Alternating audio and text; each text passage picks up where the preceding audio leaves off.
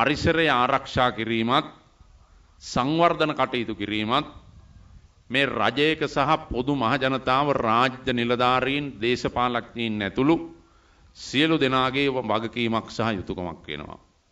දෛනිකව මිනිසුන්ගේ අවශ්‍යතාවයන් අපි ඉෂ්ට කළ යුතුයි වගේම අනාගතය බලලා මේ රටේ ජීවත් වන ජනතාවගේ ප්‍රධාන වශයෙන්ම පරිසර සංරක්ෂණයක් සහිත ප්‍රදේශයක් රටක් ගොඩනැගීමේ කාර්යය තුලත් අනිත් පැත්තෙන් මූලික වශයෙන්ම මේ රටේ ජනතාවට අවශ්‍ය ආහාර මේ රටේම නිෂ්පාදනය කළගත යුතුයි කියන පැහැදිලි ප්‍රතිපත්ති ආරක්ෂා කිරීමේදී අපේ භූමිය ආරක්ෂා කිරීම පිළිබඳව මීට වඩා රජයක් විදිහට නව ප්‍රතිපත්ති සැලසිය යුතුයි කියන එකයි ලෝක පරිසර දිනේදී මම අද මේ රටේ ඔබේ ප්‍රධාන සේවකයා නැත්නම් රටේ ජනාධිපතිවරයා විදිහට මම යෝජනා කරන්නේ.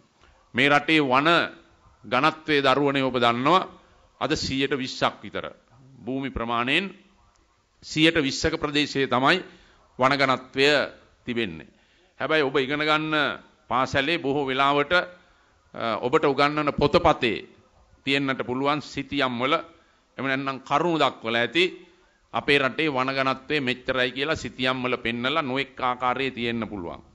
ඔය පොතපතේ තියෙන ප්‍රමාණයට සිතියම් වල තියෙන ප්‍රමාණයට මේ රටේ වන ඝනත්වය නැහැ අද. මේ රටේ කැලෑ විනාශ කෙරුවා. හැබැයි යුද්ධය පැවති ප්‍රදේශවල තමයි උතුරු නැගෙනහිර ප්‍රදේශවල තමයි අද ඔය අපි කතා කරන 120ක වන ඝනත්වයේ ඉතිරි වෙලා තියෙන්නේ. ඒකත් අමතක කරන්නට එපා. යුද්ධ නොමැති ප්‍රදේශවල අද සම්පූර්ණයෙන්ම වනාන්තර විනාශ කරලා තිබෙනවා.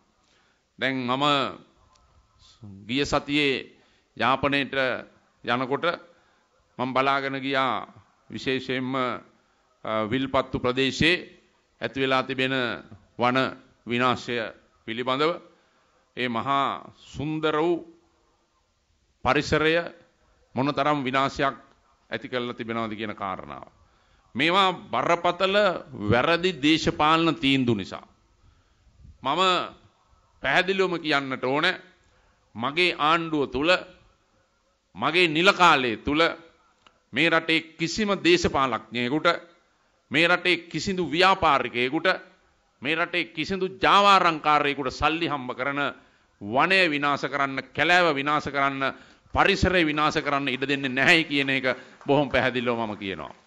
දේශපාලන තීන්දුව වලින් දැඩි ලෙස ගන්නා තමන්ටගේ අභිමතයේ පරිදි පරිසර විශේෂඥයින් තාක්ෂණික විශේෂඥයින් භූවිද්‍යාත්මක විශේෂඥයින් මේ කිසියෙකුගේ අදහස් නොවිමසා මුරණ්ඩු ලෙස ගන්නා වූ දේශපාලන තීන්දුවත් එක්ක ඇතැම් මහා සංවර්ධන ව්‍යාපෘති නිසා බරපතල පාරිසරික විනාශයන්ට මේ රටේ මුහුණ දෙන්න සිද්ධ වෙලා තිබෙනවා.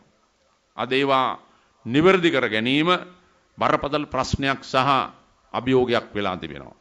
ඒ නිසා මේ සියලු අංශ සම්බන්ධයෙන් අපි අවධානය යොමු කිරීම අවශ්‍යයි. ඇල්ල දොළ තුරුලතා සතා සිව්පාව ආරක්ෂා කරන්න මිනිසුන් ආරක්ෂා කරන්න වගේම අපි බැඳිලා තිබෙනවා. ඒ නිසා තමයි අපි හැම වෙලේම කතා කරන්නේ රටක රාජ්‍ය නායකයා ඒ රටේ අයිතිකාරුවා නොව බාරකරුවා කියන එක. ඒක නිසා මේ බාරකාරත්වය තිබෙන විට ඒ සියල්ල ආරක්ෂා කිරීමේ වගකීම තිබෙනවා. ඒ ආරක්ෂා කරන්න රාජ්‍ය නායකයාට විතරක් පුළුවන් කමක් නැහැ. සියලු දේශපාලඥයින් සියලු රාජ්‍ය නිලධාරීන් පාසල් දරුවගේ ඉඳලා සෑම පුරවැසියෙකුටම ඒ අයිතිය තිබෙනවා Tamanගේ පරිසරය ආරක්ෂා කිරීම පිළිබඳව.